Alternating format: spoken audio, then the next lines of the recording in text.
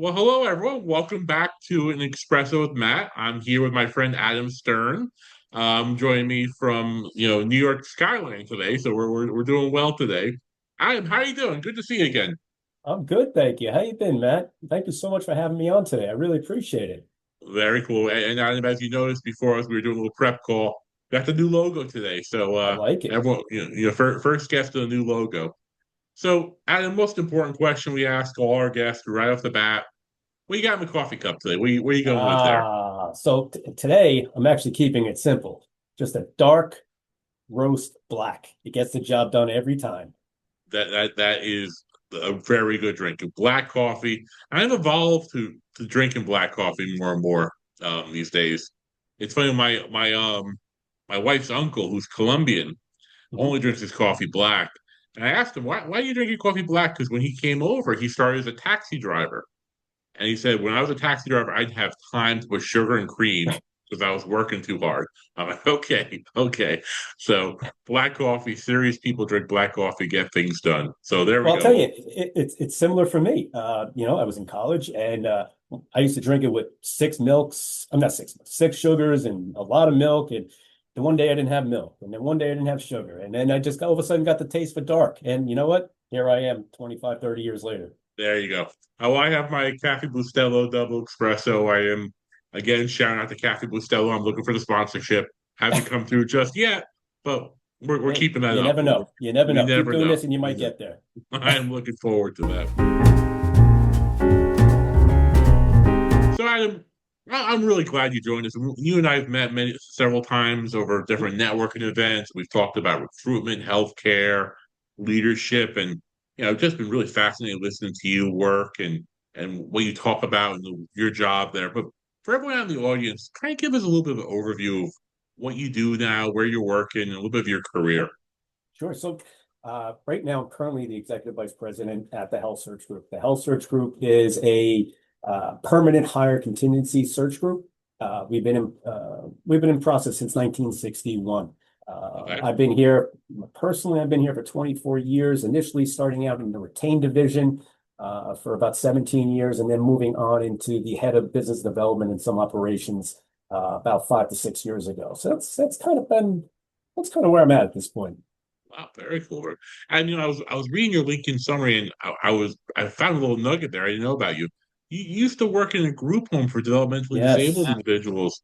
I worked in psychiatric care for 25 years. I started with adolescents, and I Oh, wow. wonder if you could appreciate this story. So I started as direct care, and eventually moved into some leadership roles during my career. And Right. I was a program supervisor of a girls' residential program. I had up to 40 adolescent girls, aged 13 to 18, with behavior issues. And they were in like dorm style living. And my office was right in the middle of that hallway. And could you imagine what that sounded like? Oh, my God. Just tell me briefly about that Like experience. a You plane work in engine. those, yeah, oh my God. But what was that experience like for you? I'm curious about that a little bit, that connection that you had to that work there. Yeah, sure. I got into that. Oh God, you got to be going back close to 30 years. Did that right out of college. At the time, my brother was working for an agency as the director of HR, and there was a position that was open in direct care, and he's like, "Hey, you need to do something. You got to start working." So I really got into it. Was there for probably a year or two, and then ultimately became an assistant manager of one of the group homes. And Okay. I'll tell you, it was definitely a great experience. Not only are you obviously working a position, but you're also helping the life of all these folks. I Yeah. mean, you're giving them basically normalization. You're giving them, uh, you know, uh, family. You're giving them everything. It's very fulfilling. Very fulfilling. It's hard, but very Okay. fulfilling. Yeah, the reason I bring it up is because the more and more I talk to health leaders and healthcare leaders out there, one of the things that I really think is very interesting, how many healthcare leaders that have come from positions working directly with the patients and patient forward and how that kind of Mhm. evolves. And I gotta tell you, I've been talking to a lot of people, and a lot of people are kind of calling me, say, "Hey man, how do you get into leadership? I want to become a CEO, or I want to become a chief operating VP." I'm like, take a direct care role to start. Yes. Um, Yes. and I think it really does help perspective. I mean, you don't have to stay your whole career there, but even just a few years working in those real areas, they have impact on you. So I was fascinated by that when I was looking through your LinkedIn that Yeah. you add that part to the LinkedIn because I didn't know about you. So we're connected in some way, working in those I didn't different know type of that. group I homes, like that. residentials. Oh yeah. Yeah, There's definitely something to be said about starting from the bottom and learning all the positions on the way up. Because I mean, at the end of the day, how are you going to manage if you don't truly know? You may sit down with people and try to understand what they do on a daily basis, but unless you're in those trenches and working with those issues and working through the problems, it's very hard to manage or even be an empathetic leader to be that. absolutely.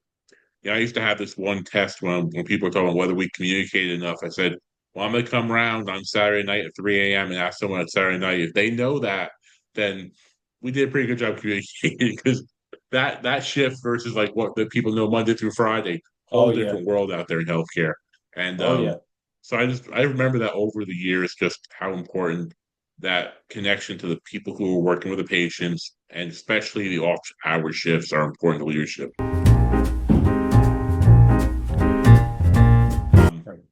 Yeah, so well, congratulations, Adam, for 25 years working in healthcare recruitment, and just tell me a little bit about your firm, what you're doing there. I mean, what kind of searches do you guys usually do? Where are you working with that? Sure, sure. So, like I said, I've been here for over 2 decades, let's say. And during that time, I've partnered with hospitals, health systems, long-term care facilities, home health agencies, all across the country. I mean, the bulk of what we do is here in the tri-state, of course, but we do work with, nationally as well. I work closely with leadership teams to identify, recruit C-suite executives, clinical directors, and hard to fill strategic roles. Anything basically within a hospital, nursing home, or anything healthcare related is kind of what we do. What I really enjoy is learning the culture of each organization and finding someone who doesn't just meet the requirements, but kind of adds long-term value to the team, and we're basically a permanent placement, healthcare contingency company. Getting back to that the conversation, I had a chance many moons ago to work with your organization, and I worked with a lot of recruitment firms over the Mhm. years, and one thing I really appreciate working with the organization was the ethics you guys brought forward. And I got to tell you, I always felt like there was a partnership there. And it's something that's important because a lot of times I worked with a lot, and I'll keep the names out to protect the guilty of the other agencies. But um, sometimes they're like, "Oh, we have a great candidate." I'm like, "Okay, I'd love to see a candidate," and Yeah, there's no candidate. It was just they want to get you on a retainer, they want to get you on an agreement. yeah, yeah. And like I say, I just never faced that working with your organization. So kudos to you, and it's a really great organization. I want to talk a Thank you. little bit about the trends and the changes you're Can I seeing. just say one more thing about Of us? course, of course. Thank you. So I just want to give everybody a view of how we've actually materialized too. I mean, we were actually came into play in 1961, which is a long time ago. And it was a woman that actually started our company in 1961. Her two sons took over 35, 40 years ago, and now the third generation is actually beginning to take over the company. It's basically a family environment. A lot of us have been here for many years, plus we have some new folks sprinkled in. And it's just, ethics is a big part of what we do. Yeah. You're not going to get repeat business. You're not going to stay in business for 60 something years unless, you're doing something right. So I just wanted to get that out there as well. Well, absolutely. And I mean that long-term success and God, recruitment's changing and changed so much. And I'm thinking about you working in the healthcare industry Right. over the last 20 years. And one of the things I realized is all the changes that's happened to healthcare. I was Oh, wow. joking around if I had stock to invest in 20 years ago, it would have been the printing company for healthcare companies because how many logos have changed, how many Oh, mergers have wow. happened, how many different organizations come together, got merged and merged again. Um, Yeah. you know, throughout this whole time. I mean, now we're this point where we've had probably hundreds and hundreds of healthcare systems in the area now, kind of being condensed to a few selected across the region. But I'm Right. curious about your perspective of where recruitment is, especially in healthcare today. What are some of the trends? What are some of the challenges you have every day? So a lot of what we're seeing right now too is the market has shifted. The market has completely changed since COVID. And that we all know. Salary levels for clinical folks have gone up 45-50%, maybe even more since that time. Reimbursement rates, they've stayed stagnant. So there's really no additional money coming in. So a lot of what's happening from what I see is I see the trends are people are looking still to hire in their clinical places just because obviously that's where the billing is coming from. And you're seeing a lot of operational positions either being held out or being combined as it pertains to service lines or finance or whatever it may be, whatever department they're in. So that's kind of what I'm seeing right now. I'm seeing it's a very tight market on the operational side, but on the clinical side, it's a little bit more open at this point. So Yeah. that we're seeing a lot more action in that area at this point, just because Yeah. of the obvious. Absolutely. I mean, it's great that you say that because, people say, "Oh, I thought healthcare is higher." And I'm like, yeah, if you have letters after your last name That's right. and That's right. and you face a patient, everyone wants you. So nurses, doctors, social Mhm. workers, technicians, lab physicians, these are all in high demand Yes. across all different facilities. But to your point, when you get to a point in the organization I worked in, we had all patient forward positions higher, go ahead, hire. Yeah. Everything that was non-patient facing went through a whole committee to review. Yeah. And like you said, a lot of times you take job descriptions, you break out the hyphens, the slashes, and the semicolons, and you combine them, and That's you right. found some efficiencies. And then I think you add on some technology, you add on merger, you add on AI now as Mm, another headwind. I think a sure. lot of organizations are going through this process of like, what is the true headcount we need in our operations, our administration, our finance? And I'm not sure everyone's getting it right. To No. be honest with Eh, you, I think it's one of these things. It's evolving, and yes. but it's across industries. But I really see in healthcare, absolutely. Oh yeah, yeah, and that's the thing too, is there's really no way to quantify it either, just because the whole market is changing. Yeah, And it's changing rapidly from these mergers, and even now, I mean, you're going to start to see state to state mergers too. I mean, this is going to be national systems coming into play down the road too. I mean, it's just inevitable at this point. yeah, And then, like you said, factoring in AI, I mean, it's probably taking away some positions that are redundant, at this point. yeah. So you definitely see that. And I know you mentioned about burnout at one point when we were talking earlier. A lot of this this plays into the burnout. I mean, if you look at a lot of these administrators and operation folks, they're handling much more work than they ever handled before. You're going to see the burnout, and that's definitely Yeah. coming for sure. Well, let's talk about that a little bit more. I just got off a phone call, a few days ago with an executive in a healthcare system. We're Mhm. talking, just doing some networking, and they got a memo that said, but working on budget, and we're not taking layoffs and restructuring off the table. And I gotta tell you, when I said to him, I said, look, those type of memos help no one. Yeah, Um, I get it about being transparent and really understand the risk, but those type of memos, it just really breeds panic in it. And I yeah, said, for every one person that gets laid off, there's probably a factor of 10 that impacts people, whether it's people taking on additional responsibilities or just that stress. yeah, Um, so it's amazing. I've talked to so many people lately who are in really desirable roles, really, leadership roles and everything like that. Who are saying exactly what you're saying, Adam, is like, I feel like I've been in a sprint really since COVID. yeah. And so you guys do recruitment for executive C-suite. Mhm. When you're onboarding, when you're looking for people, what are some of your candidates saying about what they're looking for in the next role and how they're going to manage that stress right now? Like, in other words, why get into healthcare leadership right now? What's wrong with you? I mean, but like in all seriousness, like Yeah. what are some of your candidates saying? What are they looking for, and how are they managing that stress that's going on right now in healthcare? Sure, sure. I mean, we're talking to leaders and staff who are drained, not just physically, but emotionally at this point. Yeah, More and more people are prioritizing balance, flexibility, and wellness. I mean, you're seeing a lot more of that now. People are asking those questions when they're being interviewed for new positions. Employers basically that get this and act on it are retaining their top talent. And you have seen less burnout at a lot of those different places. It's really not about the perk, it's about people really and giving them space to breathe and listening to what their issues are and trying to fix whatever you can. yeah, absolutely. And I think, quite frankly, I think we're in kind of the beginning stage of the work week really changing, and I would say there's a lot of trends I'm seeing more and more about. And I'll tell you personally, like for myself, one of the things I'm realizing, um, and I have to have kind of multiple things going on now. I think you're gonna see a lot more very talented individuals kind of doing contingency, fractional work, project-based work, having I don't even want to say a side hustle, but kind of these other projects. And then also, I believe we're moving to an area where people are going to start challenging that 40-hour work week. I think. I Yeah. think Yeah, I I think you're going really to think see that. yeah. And Yeah. I think you're going to see leadership in roles, and I thought about this a lot as an operational leader of the healthcare system. Like maybe it'd be better if we worked less days, but we worked More different hours. schedule. Maybe Hmm. we worked, we had a rotating weekend here. Maybe we don't need to work Monday through Friday 40 hours, but maybe we work 30 hours a week. Let's say I'm taking numbers from the sky, or work Sure. different shifts. I think people are still trying to figure it out what that new normal is. And um, one of my good friends puts a post out the other day. I thought it was great.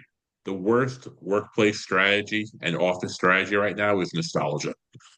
The idea that we're going to go back to some type of office where everyone comes to work, everyone Yeah, works Monday through no. Friday, 9 to 5, takes a break at 12 o'clock, and goes home. That Yeah, that no, can't be your those that strategy. that those days are dead. Those days are dead. Yeah, Yeah. it's not the same anymore.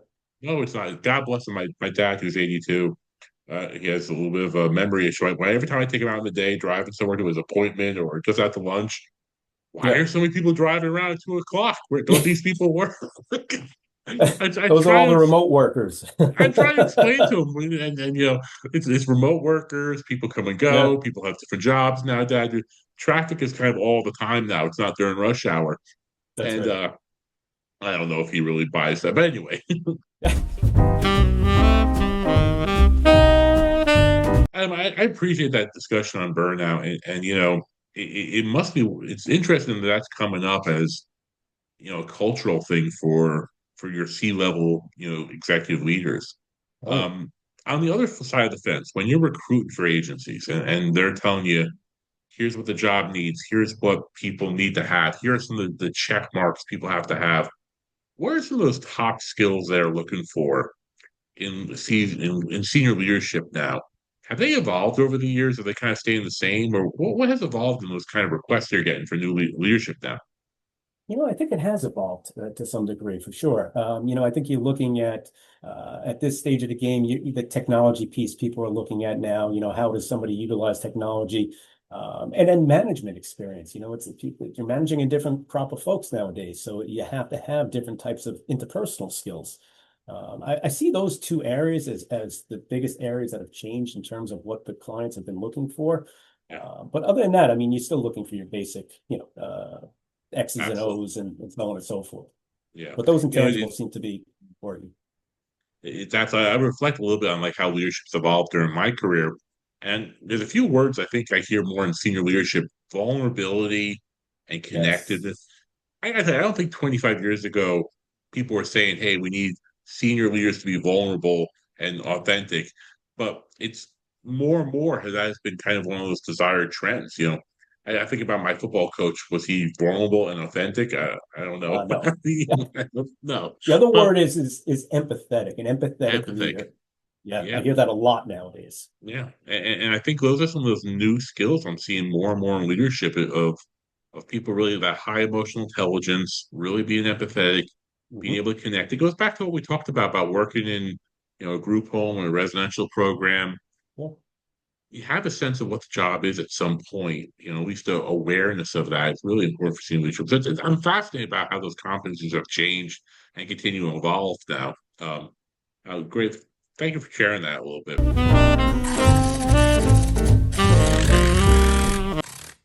I want to get back a little bit to your wonderful career and your networking. Oh, And me another thing too. I learned about today from you on your LinkedIn, you have 30K followers. And how did you get so many followers? How did you network so much? Oh, wow. So yeah, I mean, I got into LinkedIn relatively when it first started. At first it was just a way to stay connected and add some positivity. But over the time, that consistency helped me build a following. Yeah, over 30,000 folks. But honestly, it's not about the numbers. The real power is basically in the relationships. It's become a space to connect with professionals I never would have even met otherwise. Yeah. Clients, candidates, mentors, collaborators. Real opportunities come from showing up and being visible. And one of the most underused tools on LinkedIn is the groups. I've actually created several LinkedIn groups over the years. One of them, I think it's Healthcare Jobs Group, is over 18,000 members, and I have a few other that have thousands of members as well. But these aren't just number counts; they're communities. They're filled with healthcare professionals, recruiters, leaders, and job seekers, Yeah. sharing advice, posting jobs, and asking real questions. Running these groups, gave me a front row seat to how much people want to connect, especially in this space. It's amazing to watch people support one another, give feedback, and celebrate wins together as well. If you're not engaging in groups, you're missing out on one of the most dynamic corners of LinkedIn. But there's something simple that makes a huge difference. Liking, commenting, and posting. It might not seem like much, but these small actions help boost your visibility and Yeah. keep you top of mind, and on top of people's feeds as well that you're not even connected with. And then when you engage regularly, people remember you. You don't have to write essays, just add value where you can. It's about creating a rhythm of participation that leads to real connection. So whether you're creating a group, joining one, or just commenting on somebody's post, the takeaway is show up.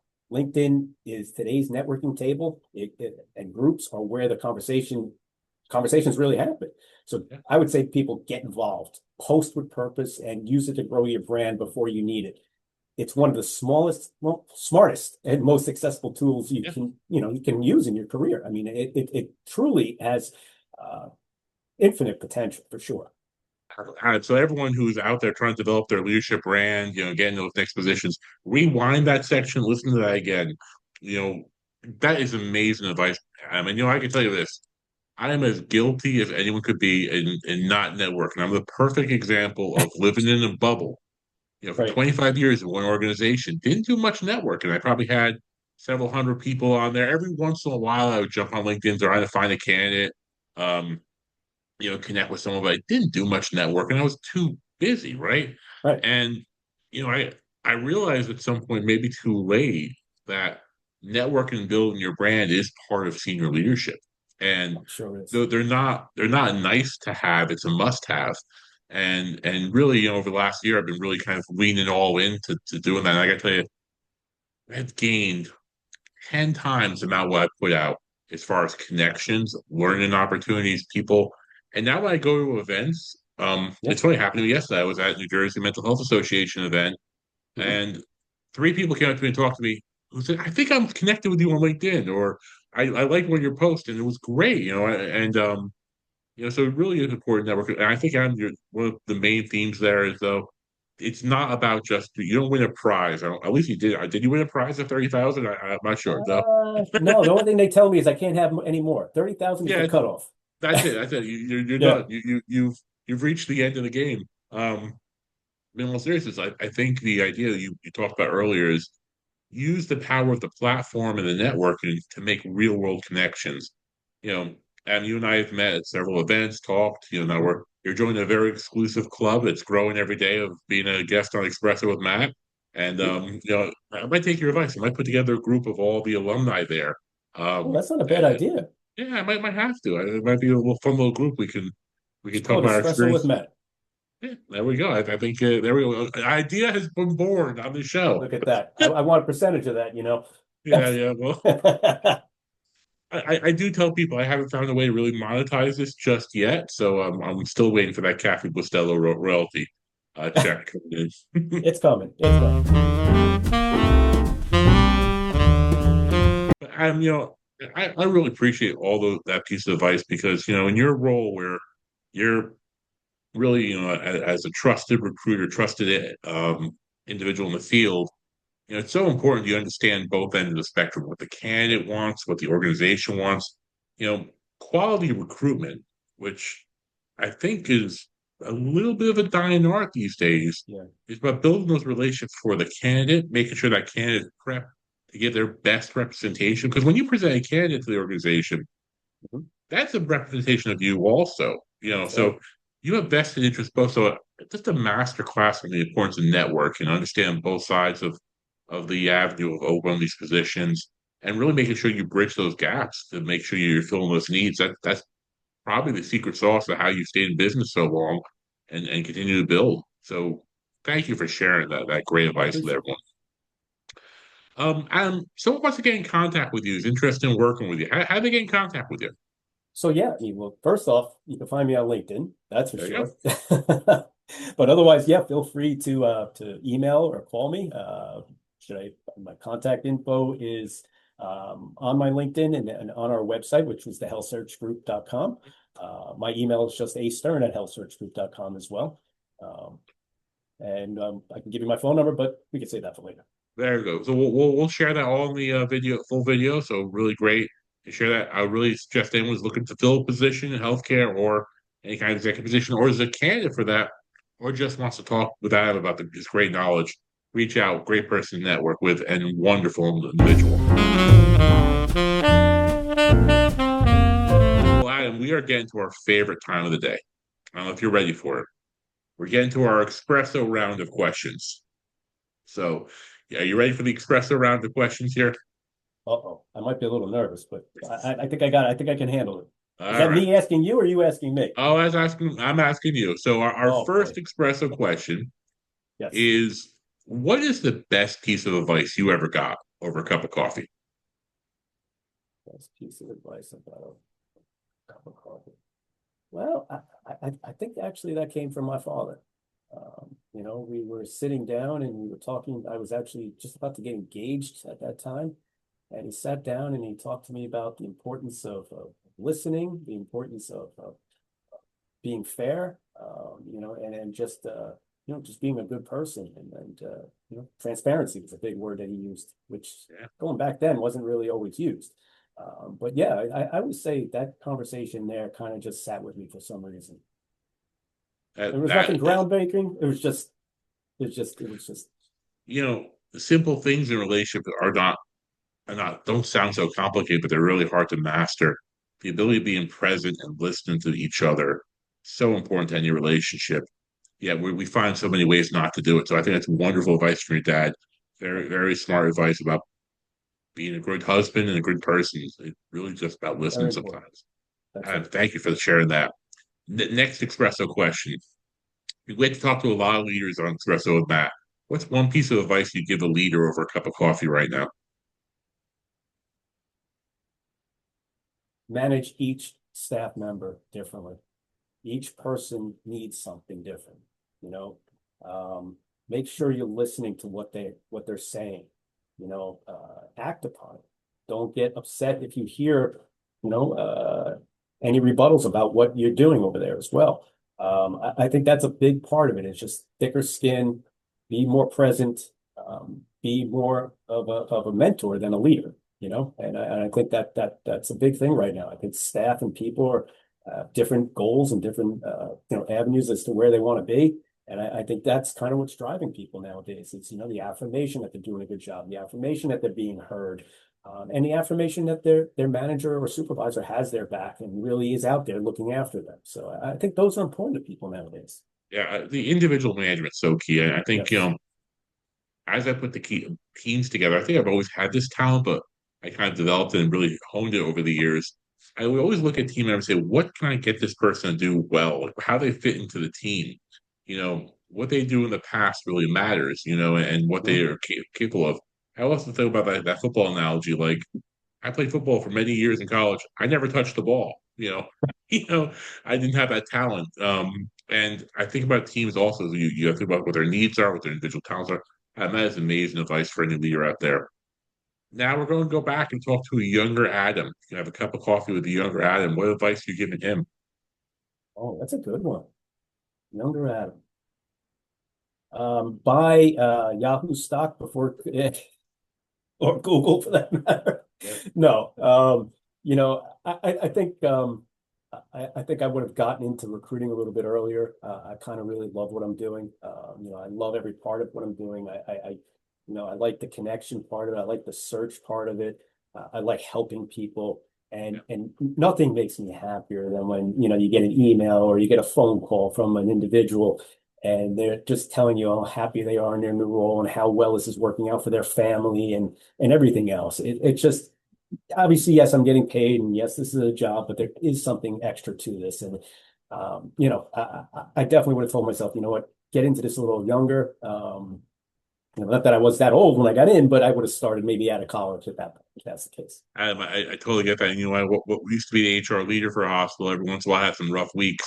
If I had an offer to make that I was a pretty confident person was being thrilled with, so now I was told that like a Friday afternoon would be like the last thing I did was like, and just end the week on a good note was like, when you make that offer and that person was really thrilled about Hmm. getting the offer, it was really cool. And they're excited about being there. We're excited about having them. I remember I bought my first car and the dealer was like, you gotta be excited. It's your first car. He goes, people who get buy cars aren't excited are weird people to me. And I thought, if I'm making an offer to someone for a job and they're not excited about it, I'm like, ugh, Mm, and that's true. but I used to love that idea to get that person with that energy who really wanted that role and we really wanted them. Um, it's a great feeling, and sometimes in leadership you don't have always get to spread as much good news as you want. So that's great advice. Last espresso round question here. You can have a cup of coffee anytime, any place with anyone. Who are you having that cup of coffee with? Oh, well, I mean, I am a big football fan like you. I wouldn't mind having a cup of coffee with Dan Marino. I'm a big Oh Miami wow, there Dolphin you go. fan. So yeah, I mean that would be top of my list. I'd be very happy about that. That's Very from cool, a very cool. personal standpoint. Yeah, that would work for me. Yeah, very impressed. People forget how good he was. Oh man, one of the best. And when I was, growing up as a Jet fan, those games that would torture us with Oh good old yeah, Ken O'Brien just throw one touchdown less than Marino did every Wesley. time. So, Yeah, yeah. Those were some great games back in the day. That's for sure. they were, they were. Well, Adam, I really appreciate you joining me here. This was a great conversation. We covered so many great things here. Really appreciate you joining. I'm going to totally, take some of your ideas on. And thank you so much. It was a lot of fun. Oh, it's my pleasure. Thank you so much, Matt. Thank you for having me on, and I'm so happy to be here. Absolutely. Well, till we have our next cup, everyone. See you next time. Bye. Cheers.